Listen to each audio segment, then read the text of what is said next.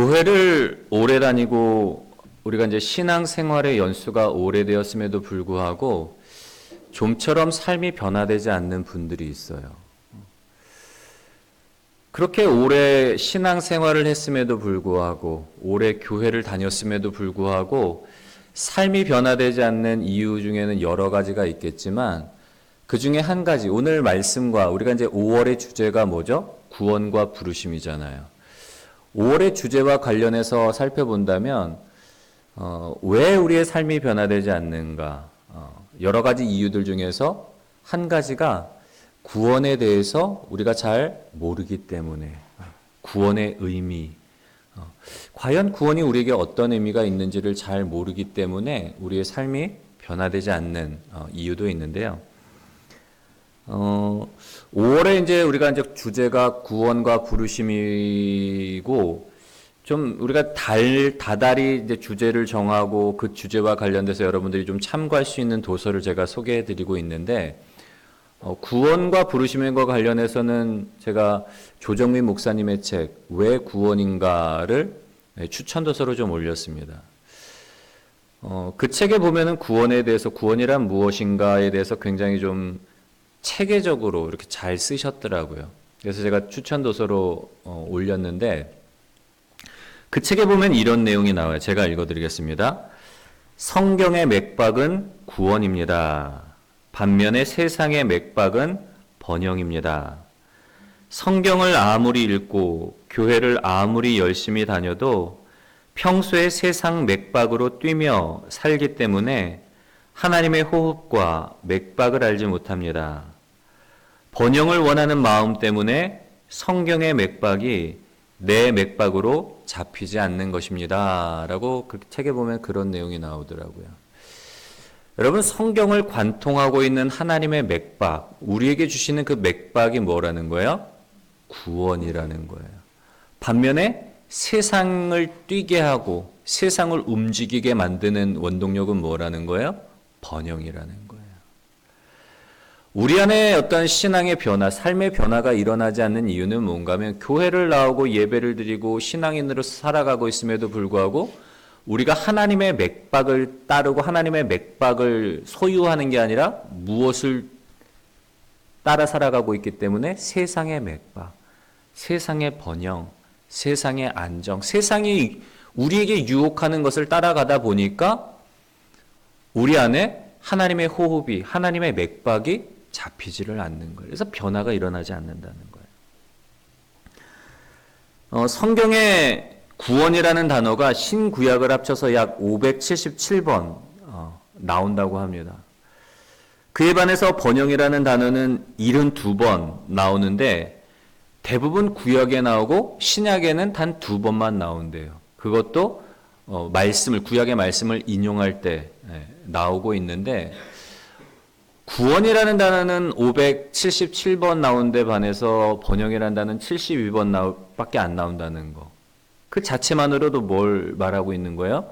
성경의 주제가 구원이지 번영이 아니라는 거예요. 여러분, 그렇다면 구원이 무엇인가? 이번 달 우리가 4주 동안 이 구원이 무엇인가에 대해서 말씀을 살펴보려고 하는데요. 첫 번째로 구원은 무엇인가? 같이 한번 읽어볼까요? 시작. 구원이란 영적인 축복입니다. 아멘. 구원이 뭘까? 구원을 여러 가지 정의로 내려볼 수 있지만 이번 주에 우리가 구원이 뭔가 정의를 내려본다면 구원은 뭐라는 거예요? 영적인 축복이라는 거예요. 우리 오늘 에베소서 1장 3절의 말씀을 다시 한번 읽어볼까요? 같이 시작. 찬송하리로다. 하나님 곧 우리 주 예수 그리스도의 아버지께서 그리스도 안에서 하늘에 속한 모든 신령한 복을 우리에게 주시되. 아멘. 여러분, 구원이 뭐라고 말씀을 드렸죠? 영적인 축복의 구원이란 말이에요. 에베소서 1장 3절에 보면은 시작이 뭘로 나오죠? 지금 뭐 하라는 거예요? 찬송하리로다. 할렐루야 이거예요. 할렐루야. 우리 주 예수 그리스도의 아버지, 우리 하나님께서 그리스도 예수 안에서 하늘에 속한 모든 신령한 복들을 누구에게 주셨다는 거예요, 여러분? 우리에게, 나에게 주셨다는 거예요.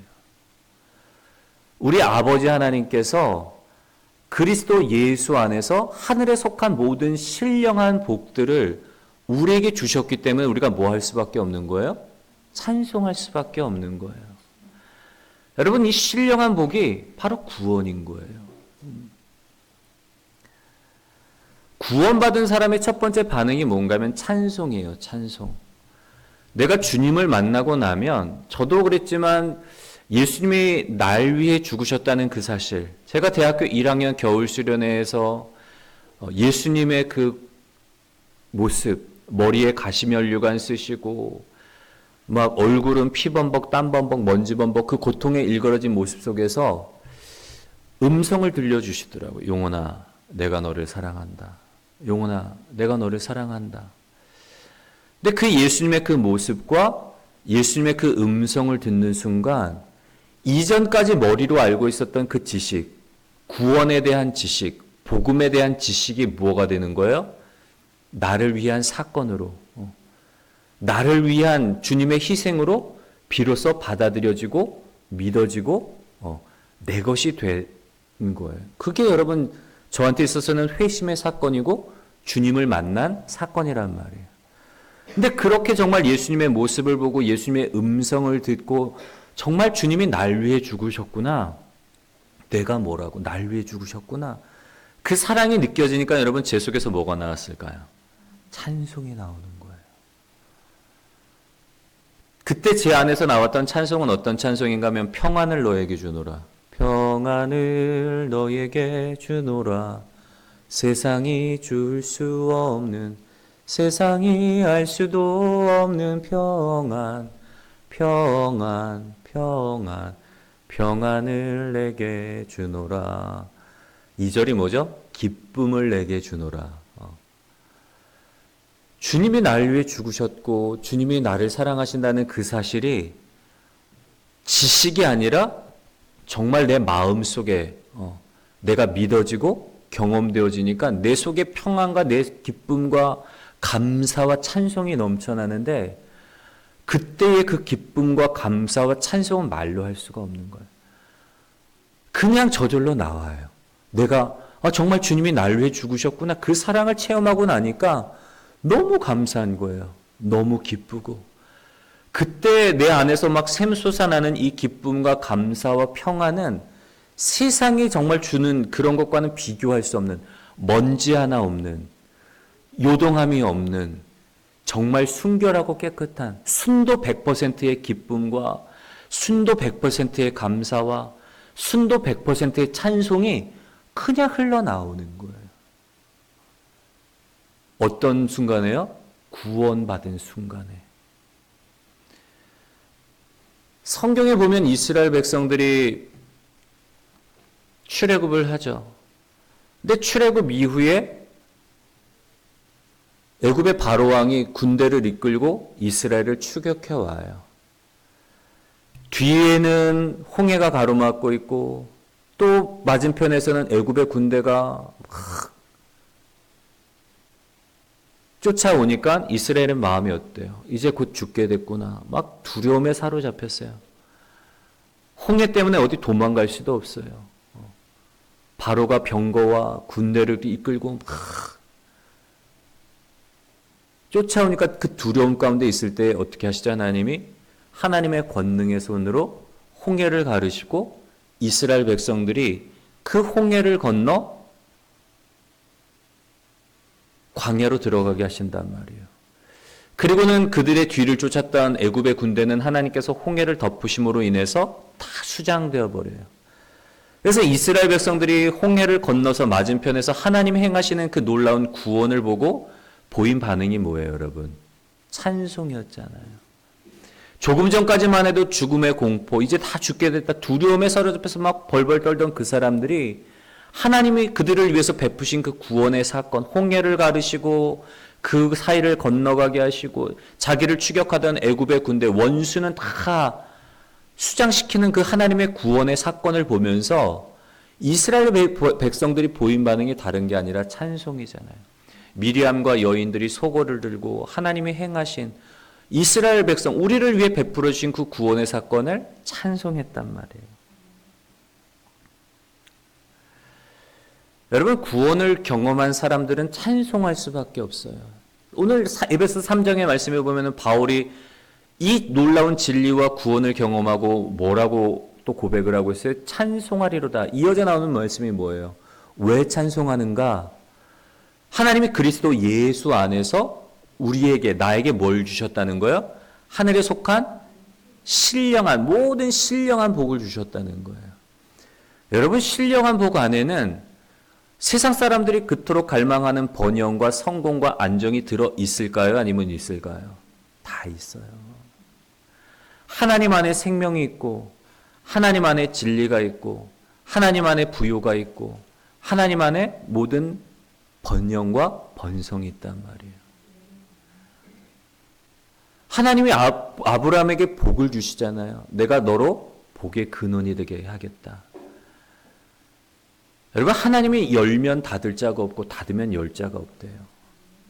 하나님이 우리에게 복 주시기로 작정하면 막을 사람이 없고, 그 복은 우리가 생각하고 우리가 계획하는 것 뛰어넘는 놀라운 복이에요. 하늘에 속한 모든 신령한 복들을 우리에게 주셨다는 거예요. 여러분, 그렇다면 왜 하나님께서 우리에게 하늘에 속한 신령한 복들을 주시는 걸까요? 그리스도 예수 안에서 뭐 하기 위해서? 내가 세상에서 잘 먹고 잘 살고 내가 세상에서 번영하기 위함이 아니라, 하나님이 우리에게 복 주시는 이유는 뭔가 하면, 그리스도 예수 안에서 이 복을, 하늘에 속한 모든 신령한 복을 우리에게 주시는 이유는 뭔가 하면, 그리스도 예수를 통해 하나님과의 깨어진 관계가 회복되고, 그리스도 예수 안에서 하나님이 우리와 교제하시기 위해서, 우리와 사랑의 교제를 나누기 위해서 그리스도 예수 안에서 하늘에 속한 모든 신령한 복들을 우리에게 주셨다는 거예요. 바울은 이 사실을 깨달았기 때문에 찬송할 수밖에 없는 거예요. 야, 하나님이 우리가 뭐라고, 죄와 허물로 죽었던 우리를 그리스도 예수 안에서 당신과 교제하기 위해서 이런 놀라운 복을 주셨는지 찬송할 수밖에 없단 말이에요. 바라기는 우리가 이 구원의 의미, 구원은 뭐라고요, 여러분? 영적인 축복인 거예요. 하나님께서 우리에게 주신 이 영적인 축복을 누림으로 주님과 더 깊은 사귐과 아버지 하나님과 더 깊은 교제의 자리로 나아가시는 복된 저와 여러분들이 되시기를 주님의 이름으로 간절히 소원합니다. 두 번째로 구원은 한번 읽어볼까요? 시작. 구원이란 하나님의 택하심입니다. 아멘. 구원이 우리에게 주신 영적인 축복일 뿐만 아니라, 하나님께서 그러면 우리가 어떻게 이 구원을 누리며 살아가도록 우리를 인도하시는가? 첫 번째는 뭐라는 거예요? 택하심이에요. 택하심. 우리를 택하심. 그래서 구원은 다른 것이 아니라 영적인 축복이요, 또한 뭐라는 거예요? 하나님의 택하심이라는 거예요. 4절의 말씀도 우리 한번, 에베소서 1장 4절의 말씀도 한번 다시 한번 읽어볼까요? 시작. 곧 창세 전에 그리스도 안에서 우리를 택하사 우리로 사랑 안에서 그 앞에 거룩하고 흠이 없게 하시려고. 아멘. 여러분, 하나님이 우리를 택하셨다는 거예요. 나를 택하셨다는 거예요. 근데 이 시기가 언제라는 거예요? 창세 전에. 놀랍지 않나요, 여러분? 하나님이 나를 하나님의 자녀로 택해 주셨는데, 그게 언제적부터 하나님께서 계획하셨는가 하면 창세 전이라는 거예요. 하나님의 말씀으로 우리가 살고 있는 이 세상, 우주 만물을 만드시기 전부터 이미 하나님의 마음 속에는, 하나님의 계획 속에는 뭐가 있는 거예요?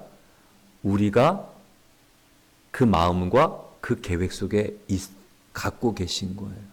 우리가 지어지기도 전에, 세상이 생성되기도 전에 하나님이 하나님의 형상을 따라 인간을 창조하시고 나를 만드시고 나를 택하셔서 자녀 삼아주시고 우리와 교제하기, 사랑의 교제 나누기를 이미 창세 전부터 계획하고 계셨다는 거예요. 여러분, 하나님께서 어떤 목적을 가지고 우리를 택하신 거예요? 그리스도 안에서, 우리로 사랑 안에서 그 앞에 뭐 하게 하시려고? 흠이 없게 하시려고, 거룩하고 흠이 없게 하시려고 우리를 택하셨다는 거예요.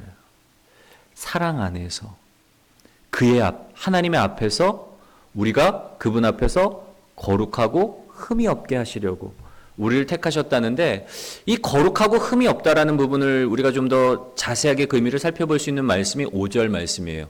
5절 말씀도 우리 한번 같이 한번 읽어볼까요? 시작. 그 기쁘신 뜻대로 우리를 예정하사 예수 그리스도로 말미암아 자기의 아들들이 되게 하셨으니. 아멘. 여러분, 지금 구원과 관련해서 특별히 에베소서 1장 3절부터 5절까지 말씀을 보면 계속해서 반복되어져 나오는 단어들 중에 하나가 예수 그리스도예요. 예수 그리스도 안에서, 예수 그리스도로 말미암아, 예수님을 통해서. 여러분, 우리가 구원의 영적인 축복을 누리는 것, 우리가 택하심 속에서 아들이 되는 것, 자녀가 되는 게 다 누구 안에서라는 거예요? 예수 그리스도 안에서. 예수 그리스도를 통해서 그 안에서 하나님 앞에서 우리가 거룩하고 흠이 없게 하시는데, 하나님 앞에서 거룩하고 흠이 없다는 것, 다른 말로 하면 5절의 말씀에 보면 뭐라 그래요? 예수 그리스도로 말미암아 자기의 아들들이 되게 하셨으니. 우리를 뭐라고 부르시는 거예요? 아들, 자녀. 창세 전에, 세상이 만들어지기도 전에 하나님께서 그 계획을 갖고 계셨던 거예요. 나를 하나님의 자녀 삼아 주시겠다는 그 계획. 여러분, 피조물들이 많이 있잖아요. 천사도 피조물이에요. 영적인 존재. 영적인 존재인 천사들도 있고 하나님이 만드신 이 땅에 수많은 피조물들이 있는데, 그 많은 피조물들 중에 하나님이 우리를, 인간을 택하셔서 자녀 삼아 주시겠다는 거예요. 그 하나님의 선택이란 말이에요. 많은 피조물들이 있어요. 우리가 생각할 땐 우리보다 더 신령한 것 같고 거룩한 것 같은 영적인 존재들이, 천사들도 있는데, 그 천사들을 가리켜서 자녀라고 말씀하시지 않는단 말이에요. 오직 우리를 가리켜서 내가 택한 나의 자녀다라고 말씀을 하세요.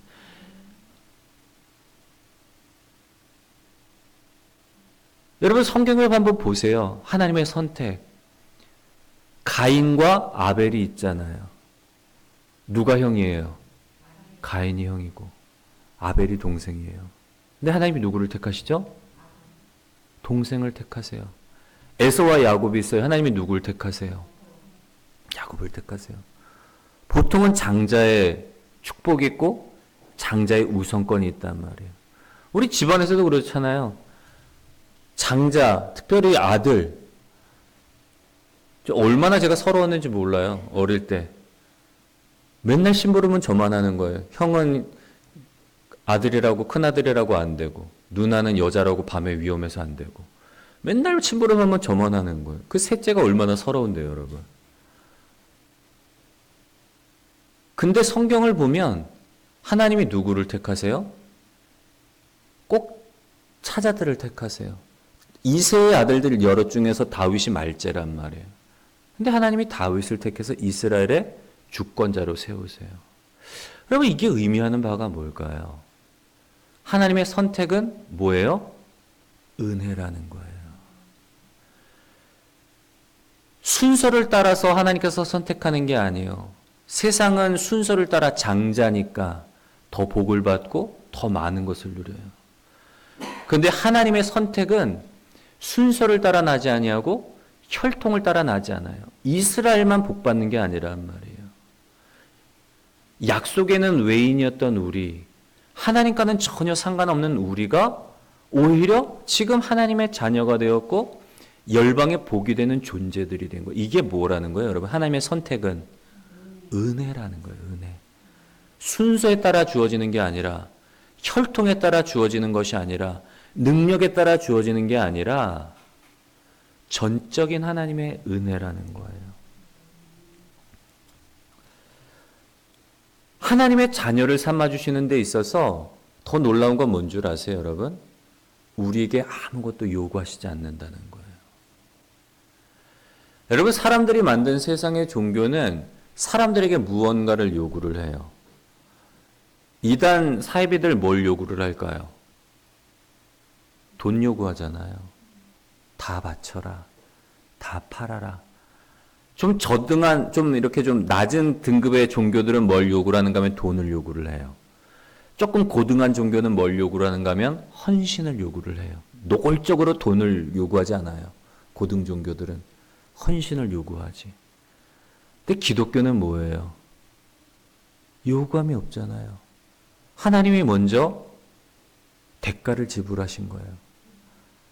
하나님이 그 아들을, 하나밖에 없는 그 독생자를 우리를 위해서 내어주셨고, 하나님 자신이 친히 우리를 대신해서 십자가에서 우리 대신에 죄의 형벌을 감당하셨고, 우리에게 뭐예요? 믿기만 하면 그 믿음 하나만으로 우리를 의롭다 여겨주시고 자녀 삼아주시는 게 기독교란 말이에요.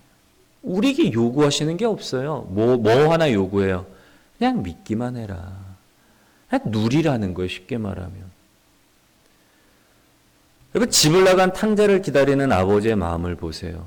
아들이 완전히 거지꼴이 되어가지고 막 그토록 동경하던 세상 가운데 나아가서 허랑방탕하게 살다가 재산도 다 탕진하고 그 땅에도 흉년이 들어서 도저히 막 살아갈 방법이 없으니까 내가 그냥 아버지 집에 내가 자녀가 아닌 그냥 품꾼 중에 하나로 나를 받아주시면 거기서 그냥 빌붙어서라도 목숨이라도 연명하려고 돌아가잖아요. 근데 아버지는 어때요, 여러분? 아들의 마음은 그냥 내가 아들이라고 나는 바뀔 생각도 없고 그럴 염치도 없고 내가 양심이 있는데, 근데 아버지는 뭐예요? 그냥 조건 없이 그 아들을 기쁨으로 맞아주시는 거예요. 오히려 기뻐하죠. 죽었다가 살아 돌아왔구나. 아유, 네가 얼마나 고생이 많았니. 돌아온 것만으로도 아버지는 너무 감사한 거예요. 아들은 뭐 하면 돼요, 여러분? 감사해, 아버지. 그냥 아버지 품에 안기면 돼요. 아버지가 입혀주는 옷 입고, 아버지가 끼워주는 가락지 끼고, 아버지가 베푼 잔치에 참여해서 아버지와 함께 기쁨을 누리면 되는 거예요.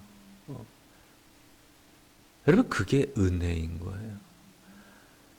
하나님의 선택, 하나님 우리를 자녀로 택하신 건 은혜일 뿐만 아니라 우리는 뭐 하면 되는 거예요? 우리가 대가를 지불할 필요가 없단 말이에요. 그냥 아무것도 요구하지 않으세요. 누리기만 하면 되는 거예요. 여러분, 구원은 하나님이 우리에게 주신 영적인 축복일 뿐만 아니라 우리를 택하신 하나님의 택함이 구원인 거예요. 이 놀라운 은혜를 누리며 살아가시는 복된 저와 여러분들이 되시기를 주님의 이름으로 간절히 소원합니다. 마지막 세 번째로 구원은 뭔가 하면 우리 같이 한번 읽어볼까요? 시작. 구원이란 하나님의 부르심입니다. 여러분, 구원은 하나님께서 우리에게 주신 영적인 축복일 뿐만 아니라 우리를 택하신 하나님의 택하심이 바로 구원인데, 한 단계 더 나아가서 하나님 우리를 택하셨을 뿐만 아니라 뭐 하신다는 거예요? 부르시는 거예요. 얘 아무개야, 얘 순자야, 얘 영자야, 얘 용호나, 부르신단 말이에요. 여러분, 누군가를 부를 때는 이유가 있단 말이에요. 이끌어내기 위함이에요. 한번 생각을 한번 해보세요. 우리 성도님들의 자녀들 중에는 그런 자녀들은 없지만 간간히 이제 자녀들 중에 속썩이는 자녀들이 있는 가정들이 있어요. 주변에 보면은 자녀가 담배 연기 가득한 방에서 틀어박혀 나오지를 않아요. 그냥 담배 연기 가득한 그 방에서 컴퓨터 앞에 앉아가지고 그냥 24시간 그냥 거의 게임에만 몰두해요. 눈이 시뻘겋게 충혈되도록. 중독인 거죠. 여러분, 그런 아들을 보면은 부모의 마음은 어떨까요? 어떻게 해서든지 이 아들을 그 방으로부터 이끌어내고 싶은 거예요. 정상적인 세상, 정상적인 관계, 사람들과 교제하고, 정상적으로 직장 생활하고, 사회 생활하고, 결혼하고, 정상적인 관계로 자녀가 자라기를 원한단 말이에요. 그냥 방치하는 부모가 없단 말이에요. 또 다른 예를 들어볼까요? 지금 옆집에 불이 났어요. 이 불길이 막 번져가지고 우리 집까지 막 불길이 들이닥쳐서 곧 우리 집도 막 불타게 된 상황이에요.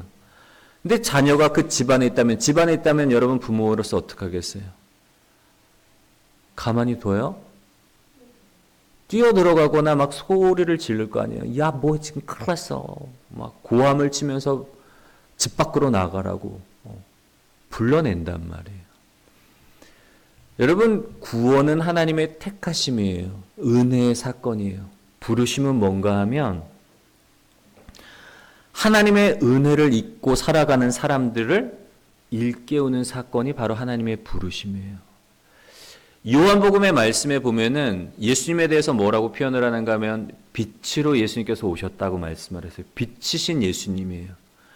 그 빛이 어디 가운데 임하신 거예요? 이 세상 가운데 임했는데 이 세상은 예수님이 오기 전까지 여러분 뭘로 덮여 있는 거예요? 어둠으로 덮여 있단 말이에요. 사람들이 죄, 사망 권세, 어둠에 사로잡혀서 그 어둠 가운데서 방향을 잊어버려요. 깜깜하니까 어디로 가야 될지 모르고 그냥 사망을 향해서 가고 있는 이 가운데 빛 대신 예수님이 오셨단 말이에요. 뭐 하기 위해서? 사람들을 어둠 가운데서 빛으로 이끌기 위해서, 사망 가운데서 생명으로 이끌기 위해서 주님이 오신 거예요. 주님이 왜 부르세요, 여러분? 사람들을, 어둠에 있던 사람들을 생명으로 이끌기 위해서, 소망이 없는 사람들에게 참된 소망을 주시기 위해서, 영원형벌을 받을 수밖에 없는, 지옥 갈 수밖에 없는 사람들을 불러서 하나님의 나라로 이끌기 위해서 하나님이 부르신단 말이에요. 하나님의 택하심은 은혜예요. 하나님의 부르심은 뭐라는 거예요? 은혜를 잊고 살아가는 사람들을 깨우는 그 사건이 부르심인 거죠. 여러분, 히브리서 11장 8절의 말씀을 우리 한번 읽어볼까요? 시작. 믿음으로 아브라함은 부르심을 받았을 때에 순종하여 장래의 유업으로 받을 땅에 나아갈새 갈 바를 알지 못하고 나아갔으며. 하나님이 지금 누구를 부르시는 거예요, 여러분? 제일 먼저 누구를 부르셨을까요? 아브라함을 부르시잖아요. 성경에 보면. 어떻게 보면 부르심의 첫 번째 사건이 아브라함이라고도 할 수 있어요. 물론 그 전에도 부르셨겠죠. 아담도 부르시고 노아도 부르시고. 근데 대표적으로 우리가 볼 수 있는 사건이 아브라함을 부르시는 사건이에요. 하나님이 아브라함을 부르시는데 여러분 왜 아브라함을 부르시죠? 아브라함을 통해서 뭐 하시겠다는 거예요? 복을 주시는 이유가 뭐라는 거예요? 아브라함을 통해서 세상과 열방을 구원하기 위해서. 아브라함이 축복의 통로가 되어서 아브라함으로 말미암아 세상과 열방이 하나님의 자녀가 되고 믿음의 자녀가 되고 아브라함의 후손이 되어서 세상과 열방을 구원하기 위해서 아브라함을 부르시는 거예요.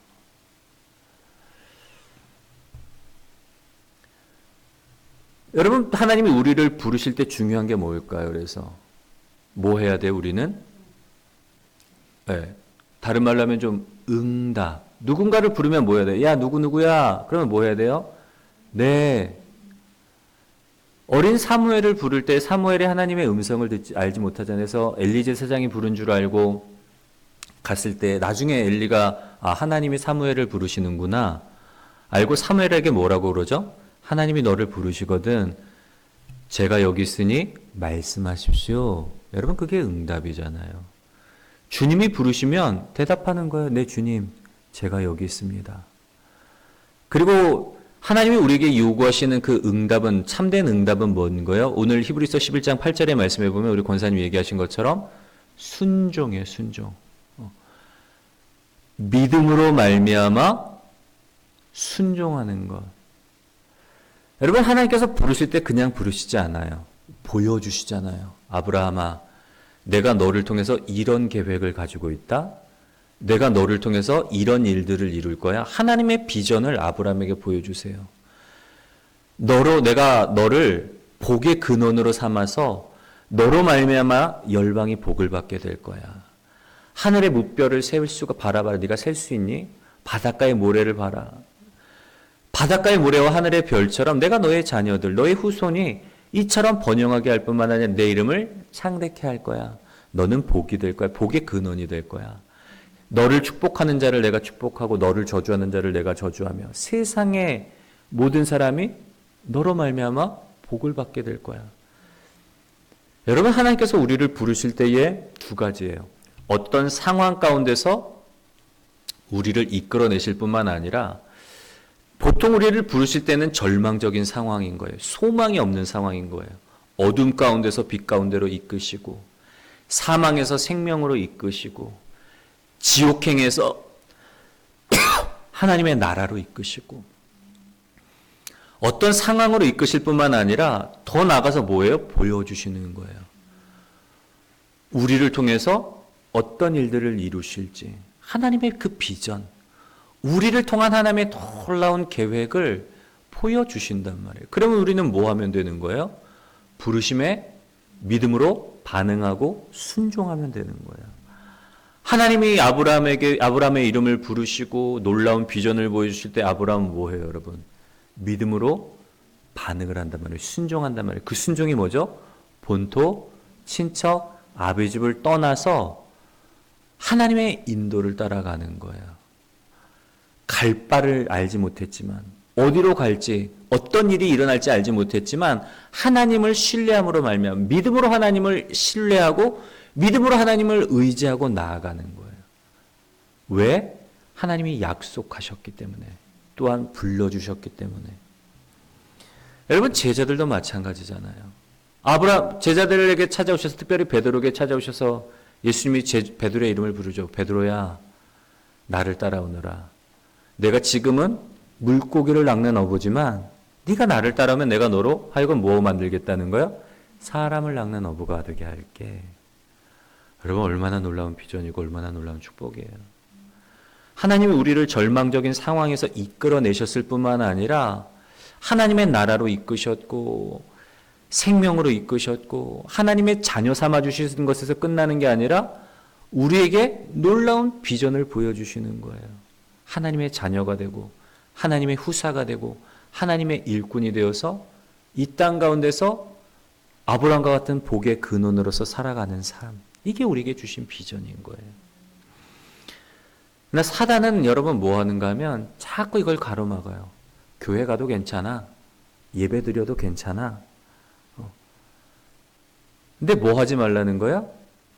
그냥 세상의 번영, 세상의 맥박, 세상의 호흡을 가지고 그대로 살아가라는 거야. 네가 원하는 것만 구하고 네가 하고 싶은 것만 하고 세상의 가치, 세상 사람들이 추구하는 그대로 그냥 하나님께 구해. 그러면 괜찮아. 여러분, 근데 하나님은 그게 아니란 말이에요. 우리를 세상으로부터 이끌어내서 하나님의 나라의 가치, 하나님 나라의 호흡, 하나님의 맥박, 하나님이 주시는 비전에 반응을 해서 하나님의 인도를 따라 살아가도록 주님이 그렇게 말씀을 하시는 거예요. 마지막으로 베드로전서 2장 9절의 말씀을 우리 함께 읽고 이제 말씀 마무리하겠습니다. 우리 함께 읽겠습니다. 시작. 그러나 너희는 택하신 족속이요 왕 같은 제사장들이요 거룩한 나라요 그의 소유가 된 백성이니 이는 너희를 어두운 데서 불러내어 그의 기이한 빛에 들어가게 하신 이의 아름다운 덕을 선포하게 하려 하심이라. 아멘. 여러분, 이게 우리의 정체성이, 하나님이 우리를 어떻게 바라보시는 거예요? 너는 택한 족속이요 왕 같은 제사장들이요 거룩한 나라요 그의 소유된 백성이라는 거예요. 사단은 우리에게 자꾸 거짓된 정체성을 심어줘요. 우리의 본질을 바라보지 못하게 해요. 구원의 의미를 알지 못하게 해요. 구원이 얼마나 놀라운 영적인 축복이요. 구원이 많은 피조물들 중에서 우리를 택하신 게 어떤 하나님의 은혜이며 구원이 왜 우리를 부르셨는지. 여러분, 구원은 뭔가 하면 방향을 보여주는 거예요. 우리가 어디에서 와서 어디로 가는 존재들인지, 무엇을 위해 부름을 받았고 우리가 무엇을 위해 살아가야 되는지를 보여주는 게 구원이란 말이에요. 왜 우리를 택하셨고 왜 우리를 불러주셨다는 거예요? 복의 근원 삼기 위해서. 나만 잘 먹고 잘 사는 게 아니라 나를 통해 세상이 주를 알고 세상이 주를 영접하고 나로 말미암아 세상이 나를 구원하신 주의 그 기이한 은혜와 덕을 알도록 내가 그 주님의 그 은혜와 사랑을 전하도록 우리를 불러주셨다는 거예요. 바라기는 우리가 4주 동안 구원과 부르심의 의미를 통해서 우리가 정말 주님이 기뻐하시는 삶을 살아가시는 복된 저와 여러분들이 되시기를 주님의 이름으로 간절히 소원합니다.